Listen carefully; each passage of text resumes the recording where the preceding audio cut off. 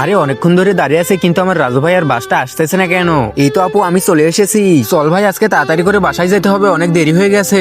এখন তো আমার তাড়াতাড়ি করে বাজার করতে হবে। রাজুরা মনে হয় স্কুল থেকে চলে এসেছে।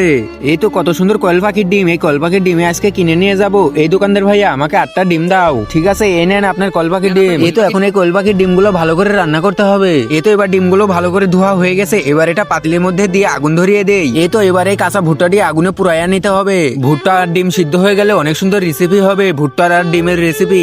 এই তো ভুট্টাটা পুরানো হয়ে গেছে। এবার কিছু লেবু কেটে ভুট্টার উপরে দিয়ে দেই। এটার উপরে অনেকগুলো মশলা দিতে হবে। এই তো মরিচ, লবণ, হলুদ দিয়ে দিয়েছি। এবার এই ডিমগুলো তুলতে হবে। এবার ফাটিয়ে ডিমগুলো ছিলে নেই। এই তো ডিমগুলো ছোলা হয়ে গেছে। এবার ঝাল নুন মশলা দিয়ে ডিমগুলো ভেজে নিতে হবে। তুমি ফ্রি ফায়ারকে ভালোবাসো নাকি মা বাবাকে ভালোবাসো? যদি মা বাবাকে ভালোবাসো তাহলে ভিডিওতে লাইক দিয়ে চ্যানেলটি সাবস্ক্রাইব করে দাও। তুমি লাইক সাবস্ক্রাইব না করলে বুঝবো তুমি তোমার মা বাবাকে ভালোবাসো না। তুমি 1 নাকি 2 সেটা কমেন্টে বলে যাবা। এই তো এবারে ডিমগুলো ভাজা হয়ে গেছে। এবারে ডিমগুলো প্লেটে রেখে দেই। আরে রাজু আর সিনথিয়া তো এসে গেছে। আরে এই দেখ বাবু, তোদের জন্য কি বানিয়েছি, ভুট্টার রেসিপি আর ডিমের রেসিপি।